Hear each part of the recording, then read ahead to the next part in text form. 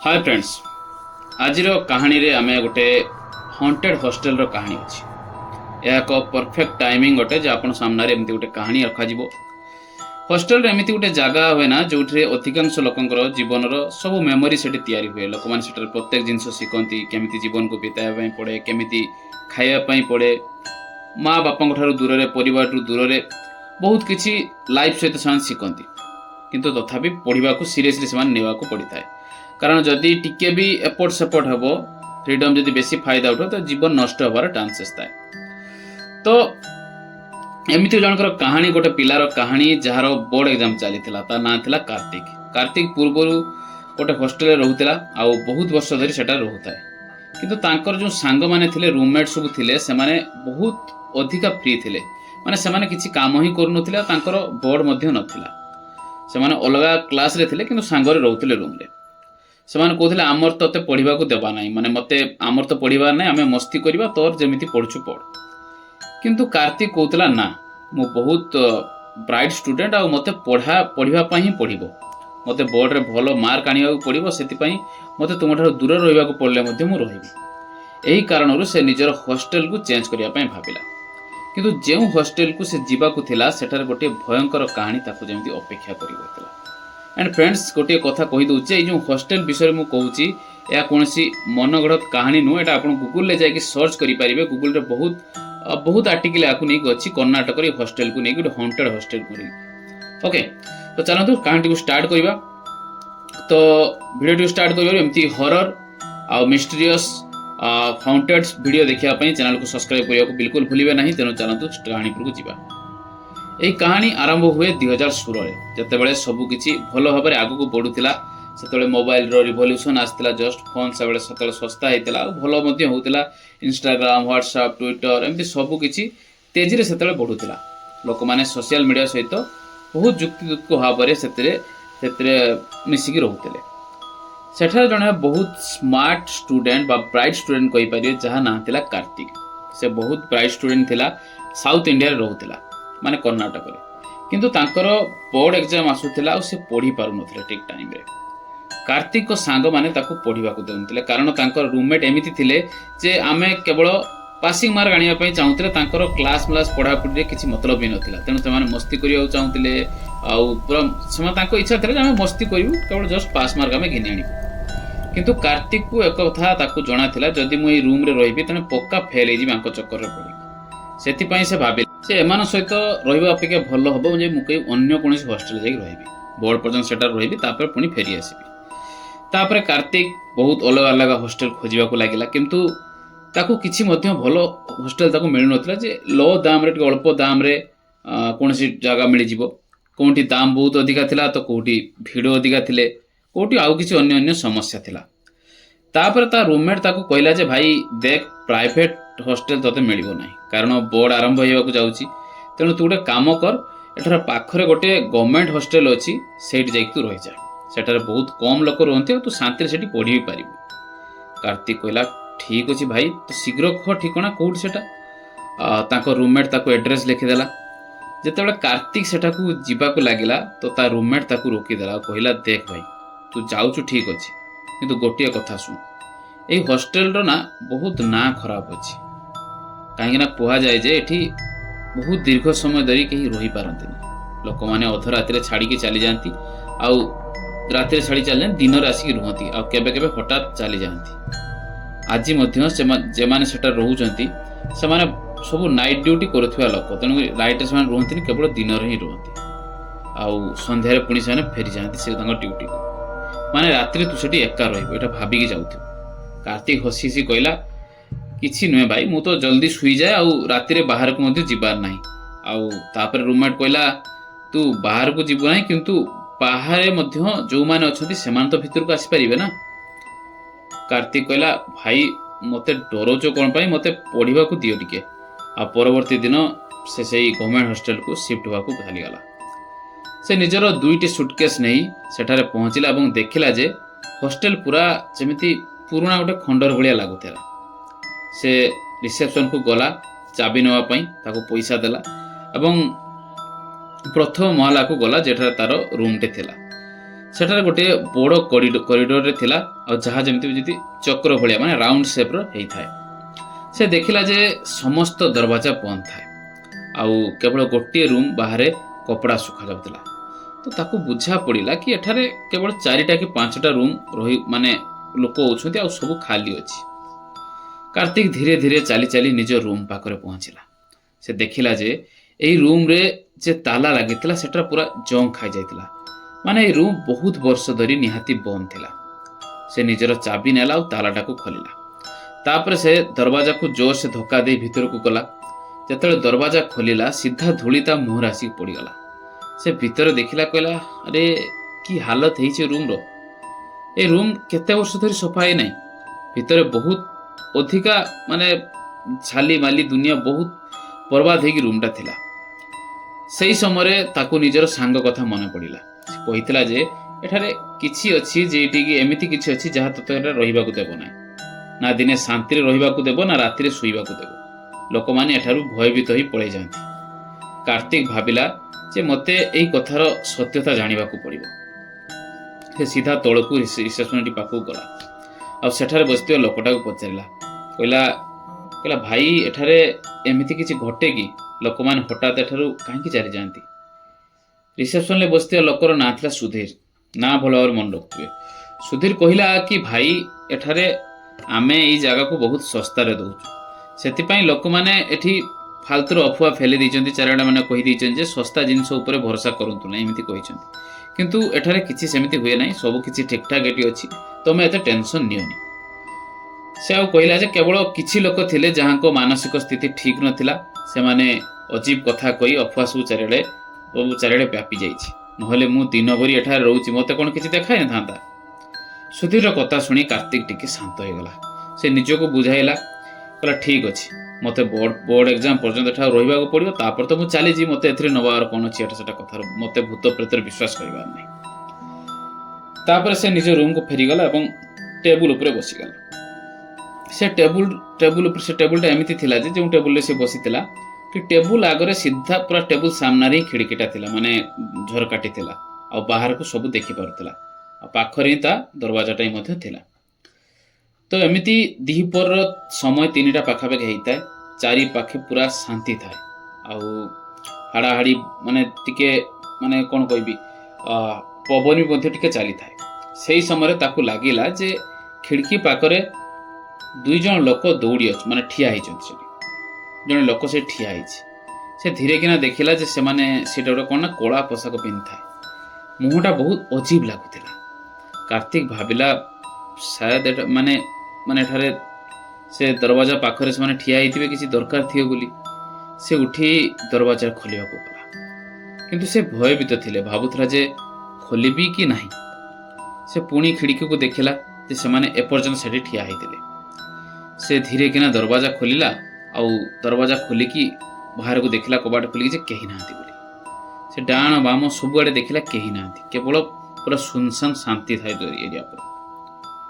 ସେ ଭିତରକୁ ଫେରିଲା ଆଉ ଭାବିଲା ଏହା କେମିତି ସମ୍ଭବ। ସେ ସେଇ ଟେବୁଲ ଉପରେ ବସିଥିଲା ଆଉ ଦେଖିଥିଲା ମଧ୍ୟ, ତ ଏଟା କେମିତି ସମ୍ଭବ ହେଲା? ତାର କିଛି ସମୟ ଭାବିଲା ପରେ ଭାବିଲା ଛାଡ଼, ମୋତେ ପାଠ ଉପରେ ଧ୍ୟାନ ଦେବାର ଅଛି, ଏସବୁ ଜିନିଷ ଛାଡ଼, ଯିଏ ଆସିଥିବ ଯିଏ ଗଲା ଛାଡ଼ ସେ କଥା।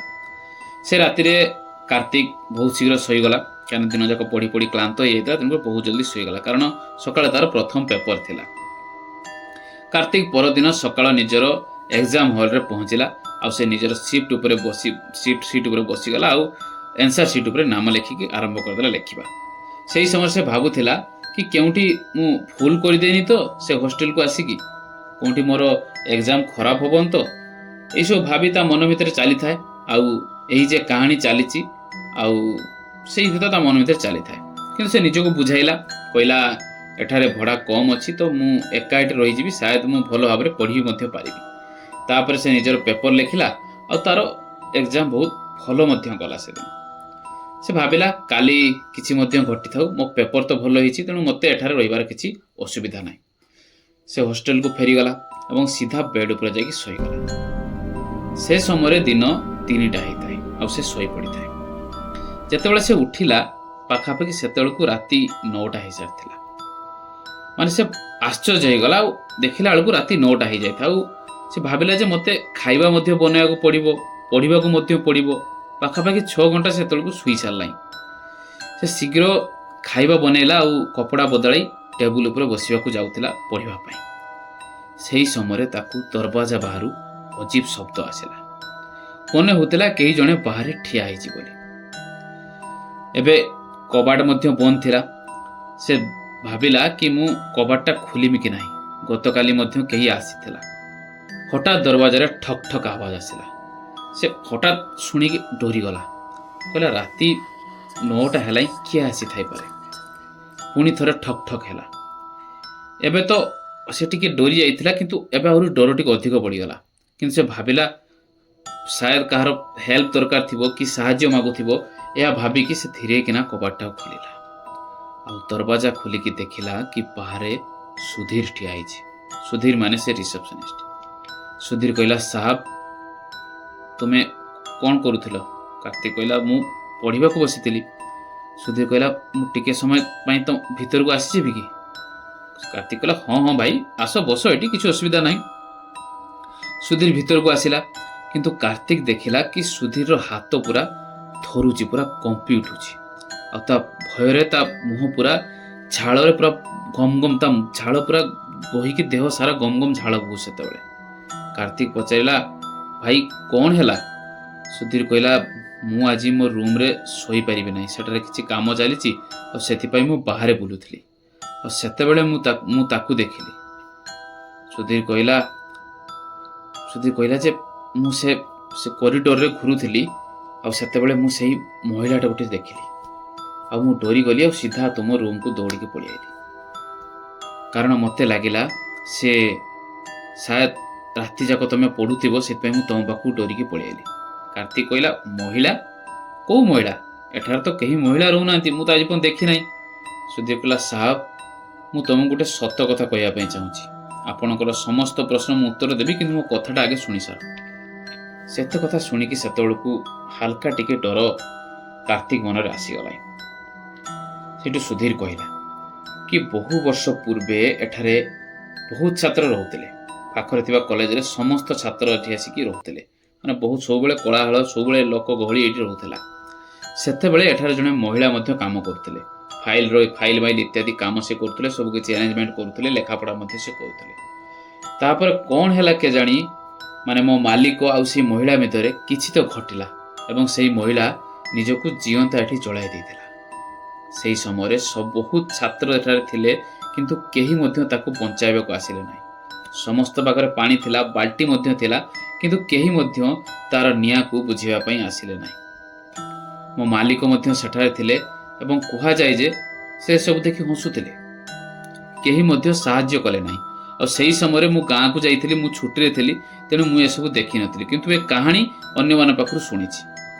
ପରଦିନ ଯେତେବେଳେ ମୁଁ ଫେରିଲି ଏବଂ ଏଇ କରିଡରରେ ମୁଁ ଚାଲୁଥିଲି, ସେତେବେଳେ ମୁଁ ଶୁଣିଲି କେହି ଜଣେ ମହିଳା ମୋ ଦିଗକୁ ଆସୁଛି ବୋଲି।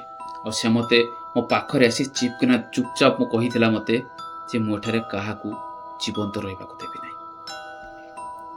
ଏହା ଶୁଣି ମୁଁ ତୁରନ୍ତ ତଳକୁ ପଳେଇ ଯାଇଥିଲି। ଆଉ ସେତେବେଳେ ଲୋକମାନେ କୁହନ୍ତି ଯେ ହଷ୍ଟେଲକୁ ବନ୍ଦ କରାଯିବା ଉଚିତ ବୋଲି ଲୋକମାନେ କହିଥିଲେ ଏ ଖଣ୍ଡରରେ କିଏ ଆସିକି ରହିବ, ଏଭଳିଆ ଦୁର୍ଦାନ୍ତ ଜାଗାରେ କିଏ ରହିବା ଉଚିତ। କିନ୍ତୁ ମୋ ମାଲିକ ଲୋଭିଥିଲେ ଆଉ କହିଲେ ଯେ ପର୍ଯ୍ୟନ୍ତ ପଇସା ଆସୁଛି ଚାଲିବା ପାଇଁ ଦିଅ। ପାଖରେ ଥିବା ଲୋକମାନେ ଏହାକୁ ଭୂତିଆ ଘର ବୋଲି କୁହନ୍ତି ସାହେବ, କିନ୍ତୁ କେହି ଏଠାରେ ରହିବାକୁ ଆସୁନାହାନ୍ତି। କାର୍ତ୍ତିକ କହିଲା ତମେ ମୋତେ ଏକଥା ପୂର୍ବରୁ କାହିଁ କହିଲନି? ସୁଧୀର କହିଲା ଯେ ମୋ ମାଲିକ ମୋତେ ମନା କହିଥିଲେ କାହାକୁ ସତ କହିବୁ ନାହିଁ, ନହେଲେ ସେଟା ଆମ ହଷ୍ଟେଲ ଚାଲିବ ନାହିଁ। ସେଥିପାଇଁ ମୁଁ ଆପଣଙ୍କୁ ରହିବାକୁ ଦେଲି, କିନ୍ତୁ ଆଜି ମୁଁ ଏଟାକୁ ତୁମକୁ ସତ୍ୟ କହୁଛି। ସୁଧୀର କଥା ଶୁଣି କାର୍ତ୍ତିକ କହିଲା ମୁଁ ଏଠାରେ ଗୋଟେ ମୁହୂର୍ତ୍ତ ମଧ୍ୟ ରହିପାରିବି ନାହିଁ। ସେ ତୁରନ୍ତ ନିଜର ସୁଟକେସ୍ ପ୍ୟାକ୍ କରିବାକୁ ଲାଗିଲା। ଆଉ ସୁଧୀର କହିଲା ଯେ ସାହେବ ଆପଣ ବାହାରକୁ ଯିବେ ନାହିଁ, ଆଜି ରାତିରେ ଏ ଘରର ଦହଲିଜ ମାନେ ଦରବାଜା ପାରେଇକି ଯିବାଟା ଉଚିତ ନୁହଁ। କାର୍ତ୍ତିକ କହିଲା ମୁଁ କାହିଁକି ଏଠାରେ ରହିବି, ଏହାଟା ଗୋଟେ ଭୟଙ୍କର ଜାଗା। ସୁଧୀର କହିଲା କାରଣ ବାହାରେ ମୁଁ ଏଯାଏଁ ସେଇ ମହିଳାର ପାଦ ଶବ୍ଦ ଶୁଣିଛି, ସେ ବାହାରେ ବୁଲୁଛି। ଆଉ ଯଦି ତୁମେ ଯିବ ସେ ପୁରା ଭୋକରେ ଅଛି ଆଉ ତୁମକୁ ମାରି ଦେଇପାରେ। ଦୟାକରି ଆପଣ ବାହାରକୁ ଯାଆନ୍ତୁ ନାହିଁ, ସକାଳ ହେଲେ ଯିବେ। କିନ୍ତୁ କାର୍ତ୍ତିକ କହିଲା ନା, ମୁଁ ଏଠାରେ ଗୋଟେ ମୁହୂର୍ତ୍ତ ରହିବି ନାହିଁ। ମୋ ବୋର୍ଡ ଏକ୍ଜାମ ଆସୁଛି, ମୋତେ ପଢ଼ିବାକୁ ପଡ଼ିବ। ସେ କହିଲେ ଯେ ମୋତେ କିଛି ଫରକ ପଡ଼େନି କିଏ ବଞ୍ଚିଛି, କିଏ ମରିଛି, କିଏ ଭୂତ, ମୋତେ କିଛି ଫରକ ପଡ଼େନି। से तुरंत टैक्सी बुक कला और सब किसी सामग्री नहीं बाहर को बाहरी गला। दरवाजा खोली से बाहर को गला। बाहर पूरा अंधार थाए कहीं टोटल गोटे परसेंट आलोक नथिला, केवल सन्नाटा थिला। से धीरे धीरे चलुला, ताकू भय मध्य लागुला, किंतु से बिल्कुल ठिया हैला नहीं। से तळकू जाई निज गाड़ी पाखरे पहुंचिला और से सुटकेस रखिला। तापर मने पड़िला जे से मो पाखरे तो 2टा सुटकेस थिला। से पुणी ऊपर को गला। से निज रूम पाखक जाउथिबा समय पछुर एक महिलार आवाज आसिला। केही ताकू जेमिति पछाड़ू डाकुथिला। से पछको घुरिला। से देखिले जे कॉरिडोर शेष रे गोटे महिला ठिया होइछि कला पोशाकरे।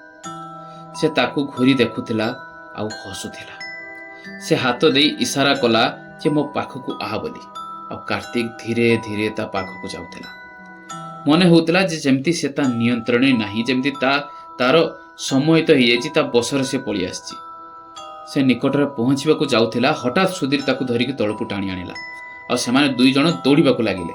पछरे से महिला भयंकर चित्कार करी दौड़िला और ता पछरे गुड़ी था से 2 जण। कार्तिक एसबू देखि भୟରେ कंपी उठिथिला आ कहला जदि मो निकट को जाइथांते से मते मारी दिथांता। सेमान 2 जण गाड़ी रे बसिले। आउ सुधीर कहला जे मु तुमको कहिथिली ना से महिला तुमको मारी दे पारे बोली। एबे कार्तिक शांत हैला, कहला चलो एठारु जल्दी जल्दी चलो। सेते बेले पछरे आउ गोटे गाड़ी आसी ठिया हला। कार्तिक पचारिला ए गाड़ी कहार किए आसिला पुणी ए समय। सुधीर कहला एठा मो मालिकर। मु ताको फोन करी डाकिथिली। एई महिलार मृत्युर कारण, प्रकृत मृत्युर कारण है से आज से आउ से महिला सामना सामने हे। मु आज पर्यंत ताको बंचई आसी। बहुत थर ताको बंचई, 6 थर है मुझे बंचई सारे, किंतु आज नुह। एबे निष्पत्ति हो भूत जीतब ना मनीष। से 2 जण भितर मिसी जहाँ निष्पत्ति नेबे नौथि। तापरे केही आज पण जानले नाही जे मालिकर सहित से दिन कौन होता, मालिक कुआडे गला। केवल एतिकी शुणा जाए जे एही जगारू जेउठारे केही भी जाती से आइदर पागल हो जाती नहले जीवन हरैकी फेरी थांती। जो माने रहुचंती सेमाने मध्य भय रहुचंती। आपण मध्य चाहिए एटाको आपण सर्च करि परिबे गूगल रे जे हॉन्टेड हॉस्टल ऑफ कर्नाटक। आपण को कहानी बहुत भल भाव में बहुत आर्टिकल मिल जाय पारे।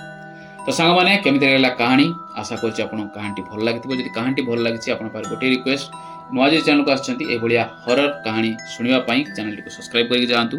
वीडियो को सांगमान सहित शेयर कर दिंतु। देखा नेक्स्ट कहानी रे। सेत पंत बाय बाय, टेक केयर।